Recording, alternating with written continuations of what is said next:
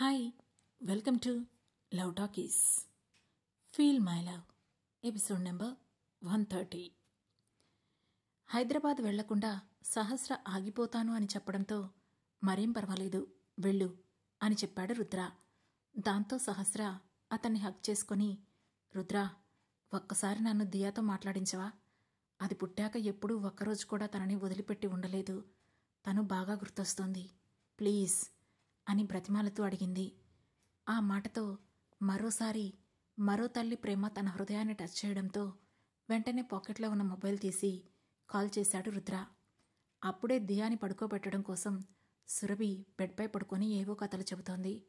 ఇంతలో phone ring అవడంతో తీసి చూడగా రుద్ర నుంచి వీడియో కాల్ రావడంతో, ఇదేంటి రుద్రగారు వీడియో కాల్ చేస్తున్నారు?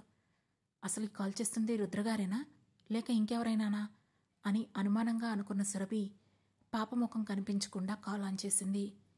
ఆమె కాల్ ఆన్ చేయగానే ఎదురుగా రుద్ర కనిపించడంతో, hi sir, how are you అని అంటూ వెంటనే దియాను కూడా వీడియోలో చూపించింది Surabhi. Hi Surabhi, I'm fine, and మీకోసం ఇప్పుడు ఒక సర్ప్రైజ్ కూడా ఉంది అని అంటూనే సహస్ర భుజం చుట్టూ చెయ్యి వేసి దగ్గరికి లాక్కున్నాడు రుద్ర. అప్పుడు స్క్రీన్పై సహస్రను చూడగానే ఫోన్లో ఒకేసారి సహస్ర రుద్ర ఇద్దరూ కనిపించగానే సురభి దియాల ముఖాలు ఒక్కసారిగా హ్యాపీనెస్తో వెలిగిపోగా, మమ్మీ అని దియా, అక్కా అని సురభి ప్రేమగా పిలిచారు. వాళ్ళిద్దరినీ చూస్తూనే దియా, సురభి అని కళ్లలో నిండుగా నీళ్లతో పిలిచింది సహస్ర. ఎలా ఉన్నావు అక్కా? ఎన్ని రోజులవుతుందో తెలుసా నిన్ను చూసి? అసలు మా అందరినీ వదిలేసి ఎలా వెళ్ళిపోవాలనిపించింది నీకు అని కళ్ళనీళ్లతో అడిగింది సురభి.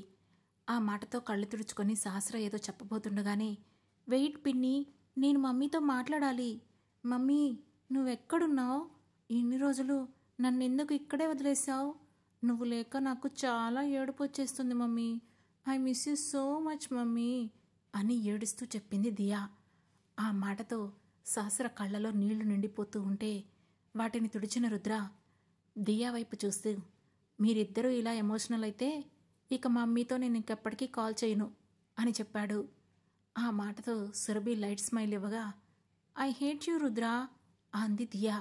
షటప్ దియా, అలా అనకూడదు. రుద్ర నన్ను త్వరలోనే నీ దగ్గరికి తీసుకొచ్చేస్తారు. అప్పుడు మనిద్దరం కలిసే ఉందాం. ఇంకెప్పుడు నేను నిన్ను వదిలిపెట్టి వెళ్ళను, సరేనా అని అడిగింది సహస్ర. మమ్మీ, ఇంకా ఎన్ని డేస్ వెయిట్ చేయాలి? నాకు ఇప్పుడే నీ దగ్గరకు వచ్చేయాలనుంది మమ్మీ. ప్లీజ్ మమ్మీ, నువ్వు వచ్చేయచ్చు కదా అని ఏడుస్తూ అడిగింది దియా.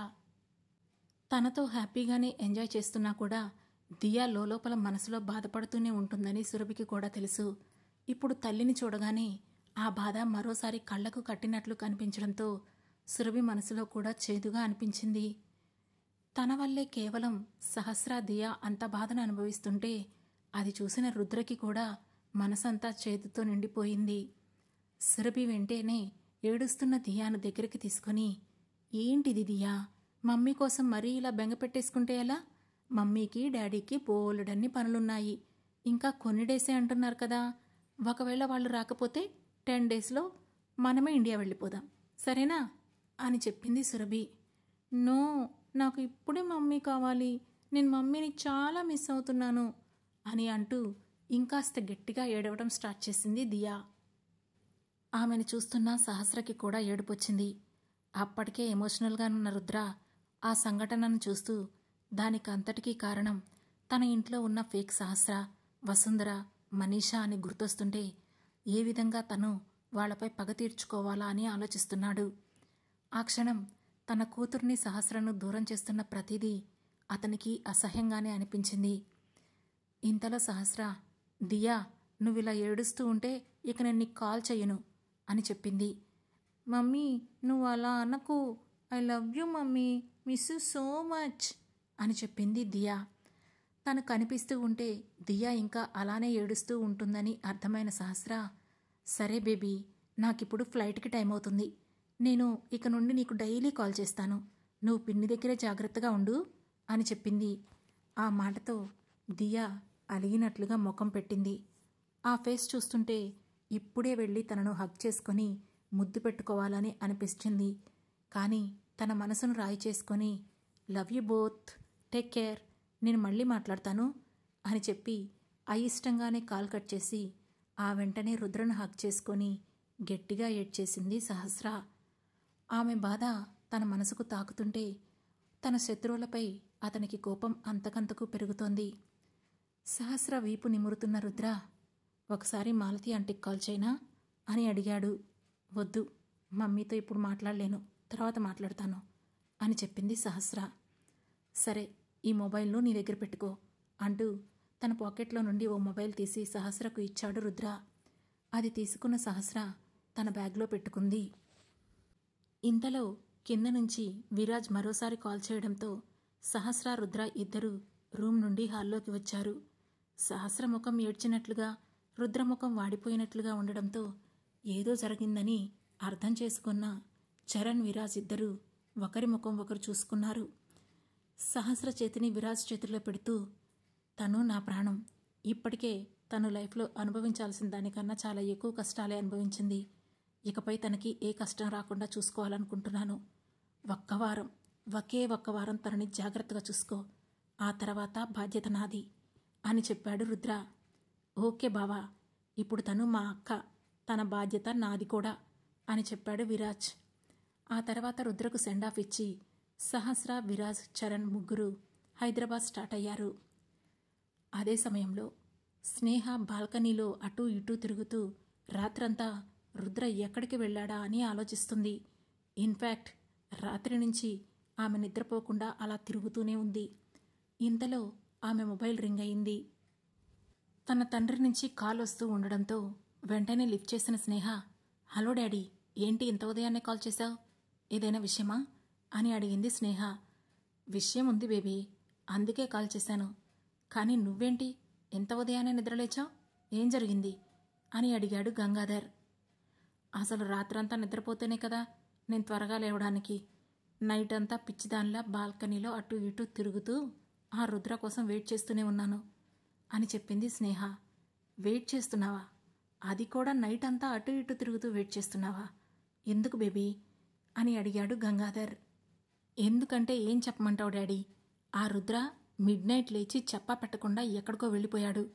మన వాళ్ళని ఫాలో అవ్వమంటే వాళ్ళు ఫాలో అయ్యారు, కానీ దద్దమ్మలు మధ్యలోనే మిస్ అయ్యారు. ఇంకా డౌట్ ఏంటంటే ఆ రుద్రకి కూడా ఏదో డౌట్ వచ్చుంటుంది, అందుకే వాళ్ళ నుంచి ఎస్కేప్ అయి ఉంటాడు.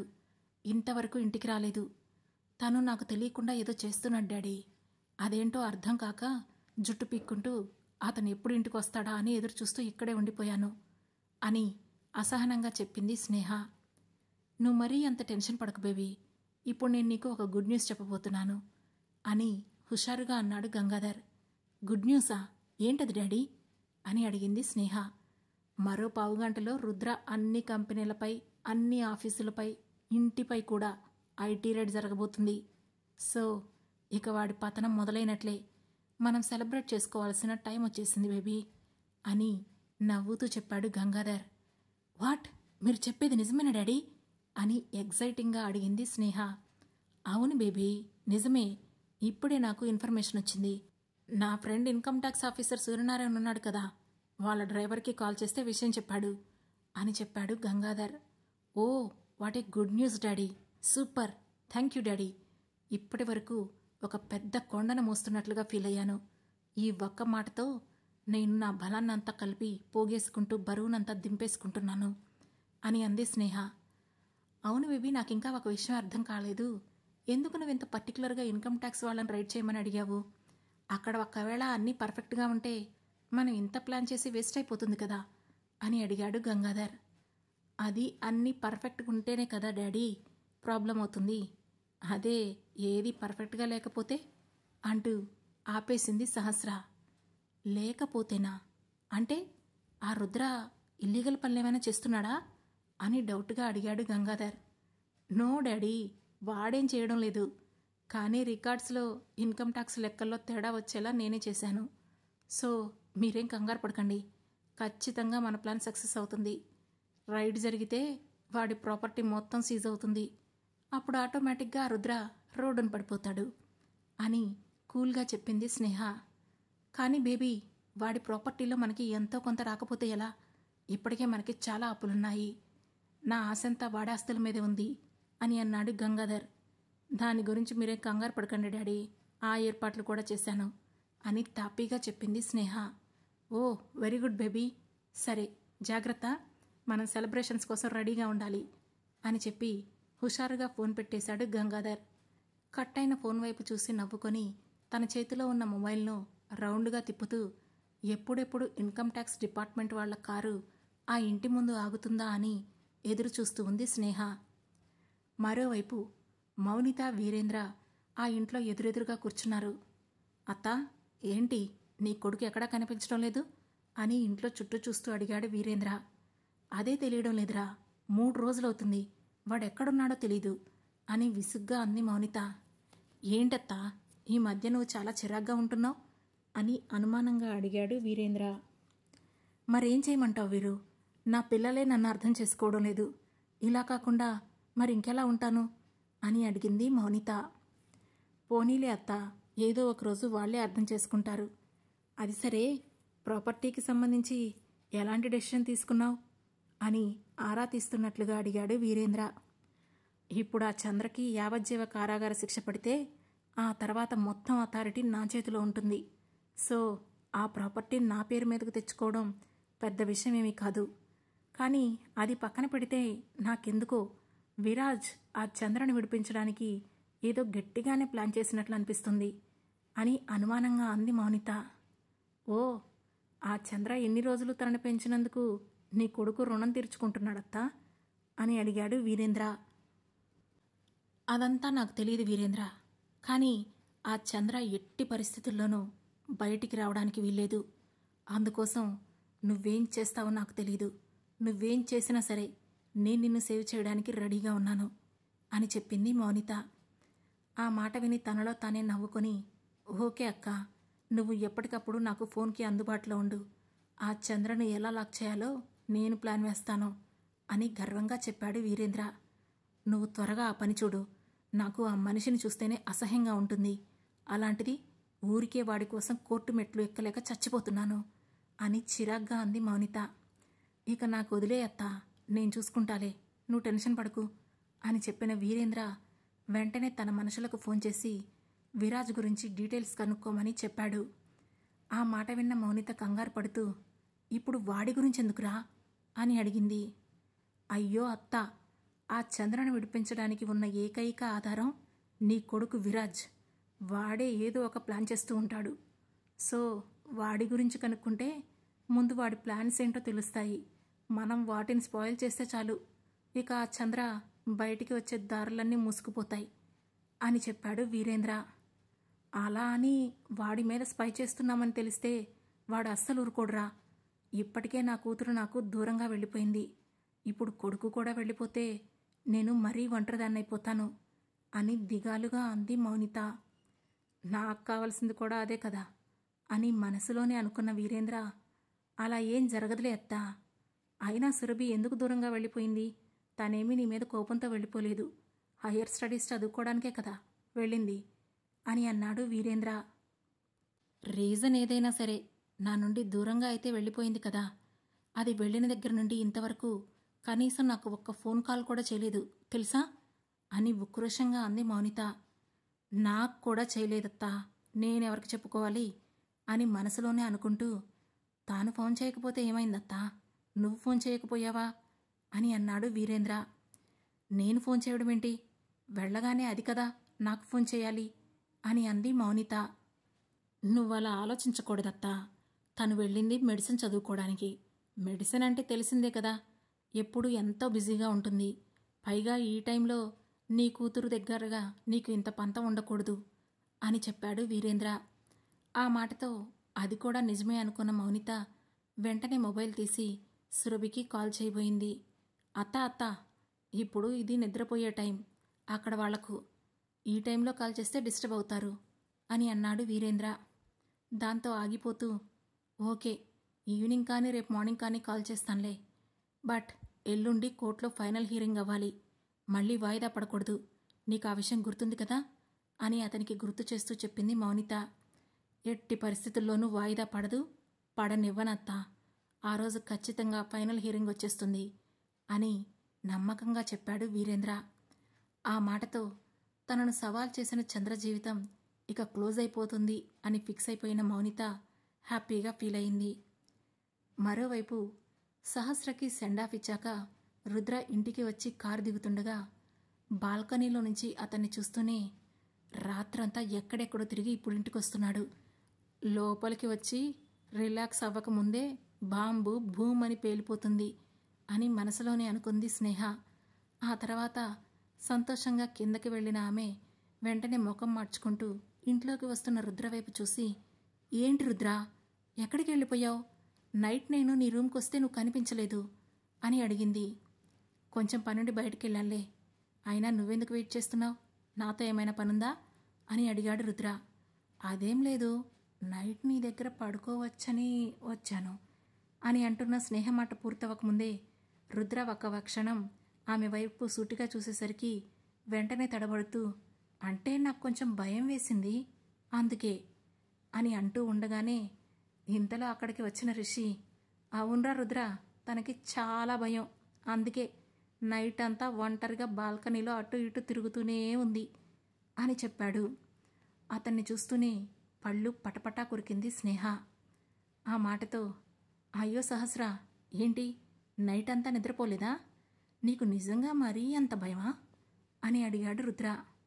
అంటే ఏదో కొంచెం డిస్టర్బెన్స్గా అనిపించి భయం వేసింది అని చెప్పింది స్నేహ.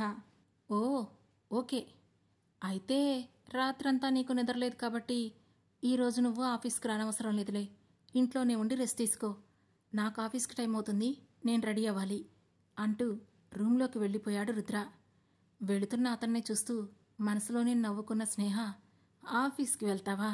నువ్వు వెళ్ళకముందే ఇన్కమ్ ట్యాక్స్ డిపార్ట్మెంట్ నిన్ను ఇక్కడే స్టక్ అయ్యేలా చేస్తుంది అని అనుకుంది. ఏంటి సహస్ర, ఈ మధ్య నువ్వు తెగ ఆలోచనలో మునిగిపోయి ఫేస్లో ఎక్స్ప్రెషన్స్ తెగ మార్చేస్తున్నావు, ఇప్పుడు వాడేమన్నాడని నీ పెదవులపై అంత నవ్వొచ్చింది అని అనుమానంగా అడిగాడు అక్కడే ఉన్న రిషి. ఆ మాటతో వెంటనే ముఖాన్ని సీరియస్గా చేస్తూ రిషి వైపు చూసి, నన్ను రెస్ట్ తీసుకోమని రుద్ర చెప్పాడు కదా, ఆ మాటల్లోనే తను నా గురించి ఎంత ఆలోచిస్తున్నాడో అర్థమైంది. నన్ను రెస్ట్ తీసుకోమని చెప్పడంలో అతని ప్రేమ తెలుస్తుంది, అందుకే ఆ ప్రేమకు మురిసిపోతూ నవ్వుకున్నాను. అయినా నువ్వెందుకు ఇంతలా ఆలోచిస్తావు, ప్రతి దానిలో వేలు పెడతావు, నీకెన్నిసార్లు చెప్పాలి నా జోలికి రావద్దని అని చిరాగ్గా అంది స్నేహ. చెప్పావులే, కానీ నాకు చెయ్యొద్దని చెప్పిన పని చేయడం బాగా అలవాటు, అదో సరదా. సర్లే, నాకు కూడా ఆఫీస్ ఉంది, నీలాగా ఇంట్లో రెస్ట్ తీసుకోలేనులే, నేను రెడీ అవ్వాలి, బాయ్ అని చెప్పి రూమ్కి వెళ్ళిపోయాడు రిషి. సరిగ్గా అదే సమయంలో ఆ ఇంటి ముందు కొన్ని గవర్నమెంట్ కార్స్ వచ్చి ఆగాయి. అందులో నుంచి సూర్యనారాయణ అతని టీం కారు దిగి చకచక ఆ ఇంటి లోపలికి వచ్చారు. వెనకే వచ్చిన ఒక పోలీస్ వ్యాన్ నుంచి దిగిన పోలీసులు కూడా ఆ ఇంటిని క్షణాల్లో చుట్టుముట్టారు. అదే సమయంలో రుద్ర ఆఫీస్లో అతని అన్ని కంపెనీలపై కూడా ఐటీ రైడ్ స్టార్ట్ అయ్యింది. ఇంతలో రూమ్ నుండి ఫ్రెష్ అయ్యి బయటికి వచ్చిన రుద్ర హాల్లో కనిపించిన సూర్యనారాయణను మిగిలిన వాళ్లను చూసి నుదురు చిట్లించాడు. అప్పటికే పైనుంచి అవన్నీ గమనిస్తున్న స్నేహ, రావలసిన వాళ్ళందరూ వచ్చేశారు, ఇప్పుడిక ఏం జరుగుతుందో చూద్దాం అని ఇంట్రెస్ట్గా నవ్వుతూ చూస్తూ ఉంది. ఇంతకుముందు ఒకసారి పార్టీలో తన తాతయ్య పురుషోత్తం ఈ సూర్యనారాయణను రుద్రకు పరిచయం చేశాడు. అది గుర్తు చేసుకున్న రుద్ర నార్మల్ అవుతూ వెళ్ళి, హలో మిస్టర్ సూర్యనారాయణ గారు, మీరేంటి ఇలా వచ్చారు అని అంటూ అతనికి షేక్ హ్యాండ్ ఇవ్వబోయాడు. ఆ మాటతో సూర్యనారాయణ సీరియస్గా అతన్ని చూస్తూ, నేనిప్పుడు డ్యూటీలో ఉన్నాను మిస్టర్ రుద్ర, మనం నార్మల్గా కలిసినప్పుడు తప్పకుండా మీకు షేక్ హ్యాండ్ ఇస్తాను అని అన్నాడు. ఆ మాటతో రుద్ర తన చేతిని వెనక్కి తీసుకుంటూ, ఓకే సారీ సార్ అని అన్నాడు. ఓకే మిస్టర్ రుద్ర, మీరు గవర్నమెంట్కి ట్యాక్స్ కట్టకుండా మీ కంపెనీలో వస్తున్న లాభాలన్నింటినీ ఇల్లీగల్ బ్లాక్ మనీగా మార్చేస్తున్నారని మాకు ఇన్ఫర్మేషన్ వచ్చింది. సో మేము మీ ఇంటిపై కంపెనీలపై రైడ్ చేస్తున్నాము అంటూ వారెంట్ తీసి రుద్రకు ఇచ్చాడు సూర్యనారాయణ. అది తీసుకొని చదివిన రుద్ర, ఓకే యూ క్యారియన్ సార్ అంటూ అక్కడే ఉన్న సోఫాలో అతని ఎదురుగానే కూర్చున్నాడు. దాంతో సూర్యనారాయణ తన మొబైల్ను రుద్ర దగ్గర నుండి కలెక్ట్ చేసుకున్న తర్వాత అతను టీం కలిసి ఇల్లంతా సర్చ్ చేయడం మొదలుపెట్టారు. ఆ తర్వాత ఏం జరగబోతుంది, స్నేహ వేసిన ప్లాన్ ఫలించి రుద్ర రోడ్డున పడతాడా? ఏం జరుగుతుందో తెలుసుకోవాలంటే వెంటనే మన లవ్ టాకీస్ ఛానల్ సబ్స్క్రైబ్ చేసుకొని ఫీల్ మై లవ్లోని నెక్స్ట్ ఎపిసోడ్ను వినండి. మా ఈ కథ మీకు నచ్చినట్లయితే లైక్ చేసి, షేర్ చేసి, కమెంట్ చేసి, అలాగే హై పాయింట్స్ కూడా ఇచ్చి మమ్మల్ని సపోర్ట్ చేయండి. Thanks for watching.